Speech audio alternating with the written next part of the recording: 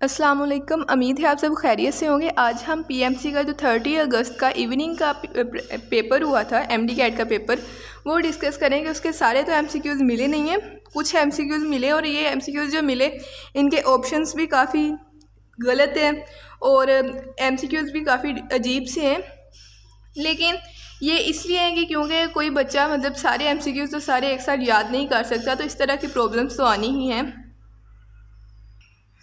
और दूसरी बात, हम ये भी नहीं कह सकते कि ये वाले एमसीक्यूज़ इसी तरह इसी शेप में आए थे पेपर में या फिर चेंज हो के आए थे, क्योंकि पेपर के सारे एमसीक्यूज़ या कुछ एमसीक्यूज़ याद करना मतलब बच्चों के लिए ये आसान नहीं है कि सारे एमसीक्यूज़ याद रखें। स्टेटमेंट वो बता सकते हैं कि ये वाला एमसीक्यूज़ आया था, या वो हिंट वर्ड्स बता सकते हैं कि इस तरह से इससे रिलेटेड एमसीक्यूज़ आया था, लेकिन ये बताना कि पूरे का पूरा एमसीक्यूज़ क्या था, ये मुश्किल बात है। तो जो हमारा पहला एमसीक्यूज़ है वो भी कुछ इसी तरह का है। Fate of blastomere is foretold इन।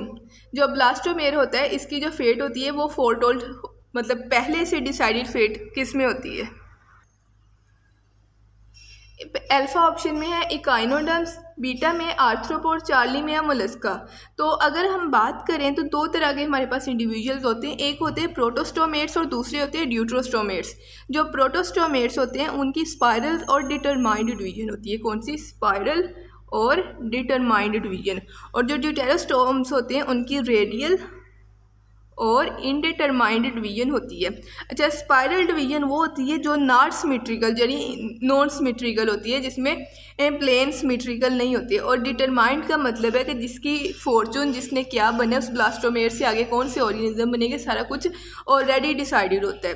तो ये प्रोटोस्टोम्स में होती है। और जो ड्यूटेरोस्टोम्स होते हैं उनमें कौन सी होती है? रेडियल डिवीजन और इनडिटरमाइंड। इनडिटरमाइंड मतलब ब्लास्टोमेयर से कौन सा ऑर्गन बनेगा, कौन सी स्ट्रक्चर बनेगी, ये सारी चीज़ें इनडिटरमाइंड होती है। इन सारी चीज़ों के बारे में कुछ भी मालूम नहीं होता। तो जो हमारे पास प्रोटोस्टोम्स होते हैं वो एस्कलमिंथीज होते हैं, एनिलिड्स होते हैं, मोलस्का होते हैं, आर्थ्रोपोड्स होते हैं। लेकिन जो हमारे पास ड्यूट्रोस्टोम्स होते हैं वो हमारे पास इकाइनोडर्म्स होते हैं, हेमिकोडेट्स होते हैं और कोडेट्स होते हैं। अकाइनोडर्म्स, हेमिकोडेट्स और कोडेट्स। अब अगर हम पहला एमसीक्यू देखें, इसमें पूछा गया फेट ऑफ ब्लास्टोमेयर फोरटोल्ड इन। ये फोरटोल्ड यानी पहले से डिसाइडेड होती है। एस्कलमिंथीज में भी पहले से डिसाइडेड होती है, मोलस्का में भी पहले से डिसाइडेड होती है और आर्थ्रोपोड्स में भी पहले से डिसाइडेड होती है। तो ये भी कुछ इसी तरह का एमसीक्यूज है कि जो बच्चों को मतलब उनको ऑप्शन नहीं सही तरह याद रहे जिस बच्चे ने बताया, ये कुछ इस तरह का मसला है। तो इसका बी और सी दोनों ऑप्शन करेक्ट बनते हैं। बस आप ये माइंड में रखें कि इस टॉपिक से एमसीक्यूज आए हैं और आपने एमडी कैट के लिए ये टॉपिक प्रिपेयर करना है। इससे ज़्यादा आपका इस पेपर को सोल्व करने से कोई रिलेशन नहीं है, आपको इससे कोई तल्लक नहीं है कि कौन सा एमसीक्यूज क्या है, कौन से ऑप्शंस क्या है। आपने सिर्फ वो टॉपिक देखना है, इससे इस टॉपिक से एमसीक्यूज आए, आपने ये टॉपिक अच्छी तरह प्रिपेयर कर देना है, ये आपका काम यहाँ तक मुकम्मल हो जाना है। अब सेकंड एमसीक्यूज है हमारे पास, gut originate in acoelomates from. जो ए सिलोमेट्स होते हैं, जैसे प्लेटी हेलमेंथीज हैं हमारे पास, ये क्या है? ए सिलोमेट्स हैं। ए सिलोमेट्स यानी जिनमें there is no body cavity, जिनमें बॉडी कैविटी नहीं होती, जिनकी मीजोडर्म जो होती है वो बनाती है लूज सेलुलर टिश्यूज, जिनको मीजेनकाइमा कहते हैं। तो इनका जो डाइजेस्टिव सिस्टम होता है वो कौन सा होता है? Sac like digestive system. Gut जो होती है वो एंडोडर्म से ओरिजिनेट होती है और जो डाइजेस्टिव सिस्टम होता है वो कौन सा होता है? Sac like digestive system. इनका digestive system sac like digestive system होता है। ट्रांसपोर्ट सिस्टम कोई प्रेजेंट नहीं होता। एक्सक्रेटरी सिस्टम आप सेकेंड ईयर की बुक में पढ़ा होगा, जो in the form of flame cells होते हैं, वो एक्सक्रेटरी सिस्टम होता है इसमें। और नर्वस सिस्टम काफ़ी वेल डेवलप्ड होता है, ये भी बुक में पढ़ा हुआ है, पूरा टॉपिक है इस पर। और जो इनका गट होती है वो ओरिजिनेट करती है एंडोडर्म से। तो इसका beta option will be correct option, gut originate from endoderm. अब हमारे पास नेक्स्ट एमसीक्यूज है, थर्ड एमसीक्यूज है हमारे पास, maximum unpaired electrons in which element. इनमें से कौन सा ऐसा एलिमेंट है जिसमें मैक्सिमम अनपेयर्ड इलेक्ट्रॉन्स प्रेजेंट होते हैं। अगर हम मैक्सिमम अनपेयर्ड इलेक्ट्रॉन की बात करें तो अगर हम क्रोमियम की बात करें तो क्रोमियम का जो 4s होता है, इससे इलेक्ट्रॉन मूव करके 3d5 बनाता है, यानी 4s का एक इलेक्ट्रॉन इधर चला जाता है, जिसकी वजह से 4s 1 हो जाता है। और 3d5 के भी सारे ऑर्बिटल्स में 1 1 होते हैं, यानी ये 5 अनपेयर्ड और ये 6 अनपेयर्ड। इसमें 6 अनपेयर्ड होते हैं। मैंगनीज में 5 अनपेयर्ड होते हैं। आयरन में सबसे कम अनपेयर होते हैं। कॉपर में, आयरन से भी कम होते हैं कॉपर में, यानी कॉपर में तकरीबन सिर्फ 1 अनपेयर्ड होता है। और क्रोमियम में जो होते हैं वो कितने होते हैं, 6 अनपेयर्ड इलेक्ट्रॉन्स होते हैं। तो मैक्सिमम अनपेयर्ड इलेक्ट्रॉन किस में होते हैं, क्रोमियम में होते हैं। तो Charlie will be correct option. Next MCQ है, if number of period in seventh is 7 then it belong to which series. अगर किसी भी यहाँ पे एफ सीरीज था, यहाँ पे एफ सीरीज था, अगर किसी भी एलिमेंट का पीरियड का नंबर 7 है तो वो कौन सी एफ सीरीज से बिलोंग करता है। तो जब पीरियड नंबर 7 है तो वो कौन सी एफ सीरीज से बिलोंग करते हैं, एक्टिनाइड सीरीज जो सेकंड वन है इन एफ ब्लॉक, तो सेकंड एफ सीरीज आएगा, alpha will be correct option. Next MCQ है हमारे पास, which of following gives smell to the water. Water की स्मेल जो होती है वो किस वजह से होती है। सिंपल, ये पंजाब की बुक में पूरा टॉपिक लिखा हुआ है एल्गल ब्लूम का, पंजाब की बुक में पूरा टॉपिक है एल्गल, ये पूरा टॉपिक है पंजाब की बुक में। तो इसमें जो बात की गई है वो ये कि excess enrichment of water with nutrients जब होती है कि बहुत ज़्यादा न्यूट्रिएंट हो जाते हैं जमा पानी में बाय ह्यूमन एक्टिविटीज़, तो क्या होता है कि एलजी उन पे फीड करती है, रिप्रोड्यूस करती है। जब एलजी डेड हो जाती है, इसकी डेथ हो जाती है, तब क्या होता है कि अनप्लीजेंट ऑडर और स्मेल प्रोडक्शन होती है, अनप्लीजेंट ऑडर और स्मेल प्रोडक्शन होती है। तो एक्चुअली ये एलजी की वजह से प्रोड्यूस होती है। तो ये which of the following give smells to water, algae correct होगा, delta will be correct option. Next MCQ है हमारे पास, साउंड मॉड्यूलिकेशन में कौन सी चीज़ सेम होती है। ये बच्चे ने इस तरह बताया कि कौन साउंड मॉड्यूलिकेशन में कौन सी चीज़ सेम होती है, तो उसी तरह लिखा हुआ है। तो ये इसमें जो करेक्ट ऑप्शन बनता है वो हमारे पास फ्रीक्वेंसी बनता है, beta will be correct option. Next MCQs है जो इंग्लिश के पोर्शन का सारे मिक्स अप एमसीक्यूज है इधर, ये इसीलिए हैं कि क्योंकि बच्चों को याद नहीं थे एमसीक्यूज, तो इस तरह बताना मुश्किल बात है। तो यहाँ पे जो एमसीक्यूज है, both the dash plans dash wonderful, plans क्या है, प्लूरल है, तो प्लूरल क्या है, आर आएगा, both the plans are wonderful, तो beta will be correct option. Next MCQs है हमारे पास, which of the following is not present in bacterial cell. जो बैक्टीरियल सेल होते हैं इनकी अगर हम सेल वाल की भी बात करें तो उस पर कोलेस्ट्रॉल या स्टीरोल्स जो होते हैं, कोलेस्ट्रॉल या दूसरे स्टीरोल्स जो होते हैं ये क्या होते हैं, एब्सेंट होते हैं, यानी इनमें कोलेस्ट्रॉल नहीं प्रेजेंट होता और स्टीरोल नहीं प्रेजेंट होता, तो alpha will be correct option. Next MCQs है, डैश इज मेलोनिक एसिड, इनमें से कौन सा मेलोनिक एसिड है। अच्छा, टोटल हमारे पास जो 10 ही हैं, कुछ इतनी हैं जो डाई कार्बोक्सिलिक एसिड्स हैं एफएससी के सिलेबस में, एफएससी की बुक में। उनमें एक होता है ऑक्सैलिक एसिड जो हमारे पास इस तरह होता है COOH और COOH, ये हमारे पास ऑक्सैलिक एसिड होता है, एक आपको ये याद होना चाहिए। दूसरा हमारे पास सक्सिनिक एसिड होता है जो इस तरह होता है CH2COOH और इसी तरह सिंगल बॉन्ड CH2COOH, ये हमारे पास सक्सिनिक एसिड होता है। और अगर यहाँ पे सिंगल के बजाय डबल बॉन्ड कर दे तो ये हमारे पास मैलिक एसिड हो जाता है। और जो हमारे पास मेलोनिक एसिड होता है वो क्या होता है, वो CH2COOH और इधर भी COOH अटैच्ड होता है। तो ये क्या होता है, प्रोपेन डाई कार्बोक्सिलिक एसिड होता है, प्रोपेन डाई कार्बोक्सिलिक एसिड को मेलोनिक एसिड भी कहते हैं। तो ये प्रोपेन डाई कार्बोक्सिलिक एसिड होता है, ये ऑप्शन में थोड़ा मसला है, तो ये प्रोपेन डाई कार्बोक्सिलिक एसिड हमारे पास करेक्ट ऑप्शन होगा। नेक्स्ट हमारे पास एमसीक्यूज नंबर 10 है, at 0 degree centigrade which of following properties of gas will be 0। 0 degree centigrade जब हो जाएगी उसकी काइनेटिक एनर्जी 0 हो जाएगी। अच्छा, आप बच्चे पूछेंगे कि उसकी वाइब्रेशन एनर्जी क्यों 0 नहीं होगी, तो ये सिंध की टेक्सटाइल बुक की लाइन है कि -273 डिग्री सेंटीग्रेड पे जाके वाइब्रेशन एनर्जी इक्वल टू 0 होती है, यानी 0 पे ये 0 नहीं होती, 0 केल्विन पे 0 नहीं होती, -273 पे होती है। तो -273 पे ये 0 नहीं है, तो इसलिए वाइब्रेशन एनर्जी प्रेजेंट होगी, काइनेटिक एनर्जी 0 हो जाएगी। नेक्स्ट है, ripple tank is use to study features of. जो रिपल टैंक होता है ये वेव की स्टडी के लिए यूज़ होता है। ये 10th में भी आपने देखा होगा कि इस तरह का एक टेबल नमा या एक टैंक नमा बना हुआ था, तो उसमें जब भी हम कुछ भी हाथ लगाते कुछ भी करते तो उसमें वाटर वेव्स प्रोड्यूस होना शुरू हो जाती, तो उसको कहते हैं रिपल टैंक। तो ripple tank is use in study of waves. Next MCQ है हमारे पास, molar elevation constant is the ratio of elevation in boiling point to molarity. ये पंजाब की बुक में एक चैप्टर है जो फ्रैक्शन जिसमें मोलर मोलैरिटी वगैरह होती है, तो ये उससे आया ये एमसीक्यूज, ये सिलेबस में एमसीक्यूज नहीं है, इसका करेक्ट ऑप्शन बीटा है। नेक्स्ट एमसीक्यूज है हमारे पास, SI unit of permittivity of free spaces. जो परमिटिविटी ऑफ फ्री स्पेस है इसका एसआई यूनिट क्या है, सिंपल इसका एसआई यूनिट क्या है, कूलम स्क्वायर पर न्यूटन पर मीटर स्क्वायर। ये इसका SI यूनिट है जो परमिटिविटी ऑफ फ्री स्पेस है, कूलम स्क्वायर पर न्यूटन पर मीटर स्क्वायर। तो ये delta will be correct option, ये इसका SI यूनिट है। नेक्स्ट है which one carries deoxygenated blood. तो जो सिर्फ पल्मोनरी आर्टरीज में, तमाम आर्टरीज में सिर्फ जो लंग्स की तरफ से आती है पल्मोनरी आर्टरी, इसमें क्या होता है, लंग की तरफ जाती है, इसमें क्या होता है, डीऑक्सीजनेटेड ब्लड होता है।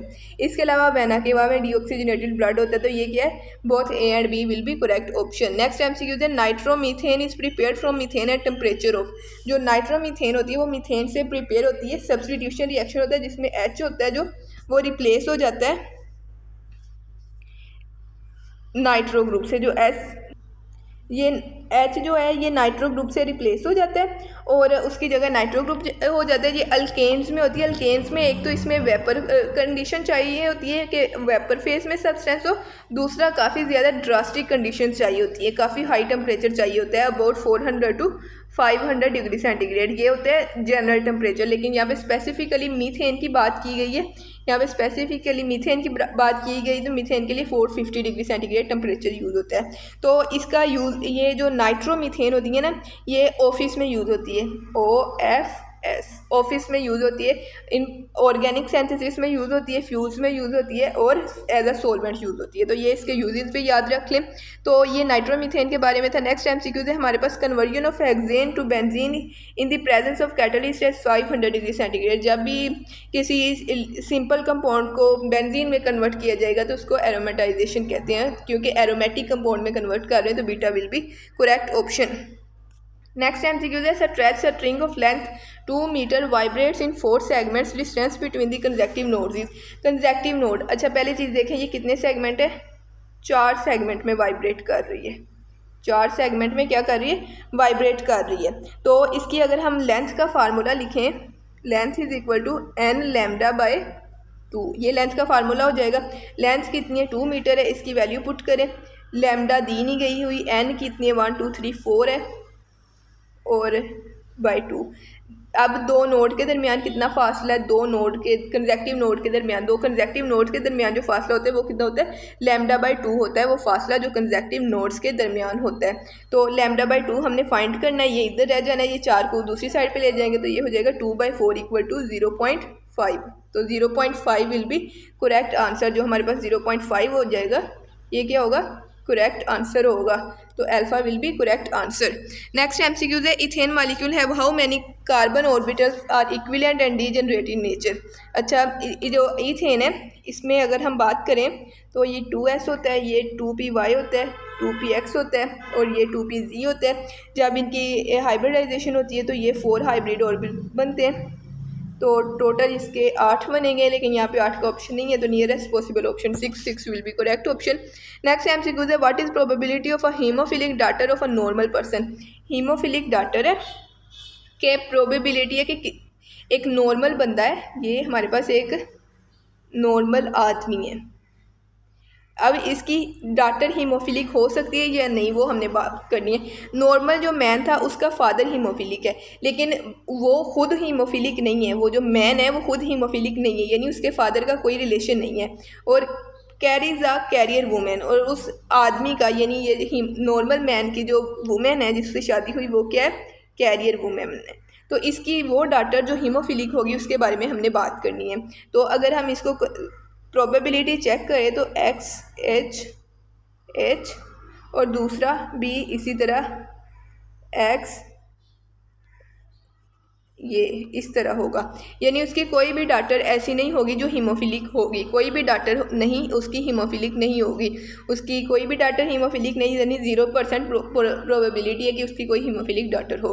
दोबारा देख लें, उसकी जो क्रॉस की है हमने XH ये कैरियर वुमेन थी, ये मेल था, इसी तरह किया ना। फिर हमने इन दोनों को क्रॉस कर दिया, इन दोनों को क्रॉस कर दिया, इन दोनों को क्रॉस करने से हमारे पास आया XH ये कैरियर डाटर थी और ये नॉर्मल डाटर थी, यानी उसकी कोई भी डाटर क्या थी, हीमोफिलिक नहीं थी। तो ये इस तरह सोल्व कर लिए। नेक्स्ट MCQ है हमारे पास वेगस नर्व इज, ये पंजाब की बुक में नहीं है, मेरा ख्याल फेडरल की बुक में भी नहीं है, तो ये वैसे MBBS की बुक में ये प्रेजेंट है। तो वेगस नर्व इज, जो वेगस नर्व है ये कौन सी होती है, 10th क्रेनियल नर्व को कहते हैं, तो beta will be correct option. Next MCQs है, if the wheel of aeroplane rotate in anti clockwise direction, जब भी एंटी क्लॉकवाइज डायरेक्शन को हम कंसीडर करते हैं, एंटी क्लॉकवाइज डायरेक्शन, इसका जो ओवरऑल इफेक्ट होता है ये अपवर्ड होता है और पॉजिटिव इफेक्ट होता है, अपवर्ड और पॉजिटिव, अपवर्ड यानी नॉर्थ की तरफ, नॉर्थ अपवर्ड पॉजिटिव, ये चीज़ें रिलेटेड टू एंटी क्लॉकवाइज, क्योंकि यहाँ पे कोई भी और बात नहीं दी हुई गई कि जिसे हम राइट हैंड रूल या किसी भी तरीके से फाइंड कर सके। तो इन फैक्ट्स को नज़र में रखते हुए हमने इसको सोल्व करना है कि नॉर्थ में इसको कंसीडर किया जाएगा, इसके रिलेटेड चीज़ों को, यानी एंगुलर एक्सेलरेशन भी क्या है, नॉर्थ, अपवर्ड और पॉजिटिव, तो north will be correct option. Next MCQ है, the cardiac end of stomach is supplied with, stomach का एक कार्डिक एंड होता है और एक पाइलोरिक एंड होता है, जो कार्डिक एंड होता है उसको लेफ्ट गैस्ट्रिक आर्टरी उसको सप्लाई करती है, तो इसमें left gastric artery will be correct option. Next MCQs है हमारे पास, which one is electromagnetic wave, इनमें से कौन सी ऐसी है जो इलेक्ट्रोमैग्नेटिक वेव है, तो एक्स रेज भी इलेक्ट्रोमैग्नेटिक है, गैमा रेज भी इलेक्ट्रोमैग्नेटिक है, तो ये दोनों करेक्ट होंगे, तो ये दोनों करेक्ट होंगे। नेक्स्ट एमसीक्यू है हमारे पास, क्वालिटेटिव ट्रेट इज, जो क्वालिटेटिव ट्रेट होती है, ये थोड़ी सी बात समझ लें, क्वालिटेटिव और क्वांटिटेटिव। क्वांटिटेटिव जो क्वांटिटेटिव होती है और एक क्वालिटेटिव होती है, जो क्वांटिटेटिव होती है जिनको गिनना पड़े, यानी हाइट क्या है 5.1 हो सकती है, 5.2 हो सकती है, 5.3 हो सकती है, लेकिन क्वालिटेटिव ट्रेट्स को गिना नहीं जाता, वो येस या नो स्टेट में होती है, येस या नो स्टेट में, या तो वो है या वो नहीं है। तो जो क्वालिटेटिव ट्रेट्स होती हैं, जो क्वालिटेटिव ट्रेट्स होती हैं ये क्या होती हैं, डिसकंटिन्यूस होती हैं, यानी येस या नो स्टेट, और ये जो क्वांटिटेटिव होती है ये कंटिन्यू स्टेट में होती है, यानी कंटिन्यू करती रहती है 5.1 2 3 4 5 6 7 8 9 10। तो जो क्वालिटेटिव ट्रेट्स होती हैं जो डिसकंटिन्यूस होती है, जो सिंगल जीन से कंट्रोल की जाती है और ये मल्टीपल जीन से कंट्रोल की जाती है, तो ये क्वालिटेटिव का पूछा गया, तो it is controlled by single gene, तो Charlie will be correct option. Next, ripple tank is use in study of feature of waves, way will be correct option, तो ये नेक्स्ट रिपीट हो गया। तो ये थी हमारे टेस्ट एमडी कैट पहला जो 30 अगस्त का इवनिंग का एमडी कैट था उसकी डिस्कशन। मुझे तो इतने एमसीक्यूज़ मिले, ज़्यादा एमसीक्यूज़ नहीं मिले, तो इतने मैंने डिस्कस कर दिए। जज़ाकल्लाह, थैंक यू वेरी मच, अल्लाह ताला कामयाब करे आप सबको।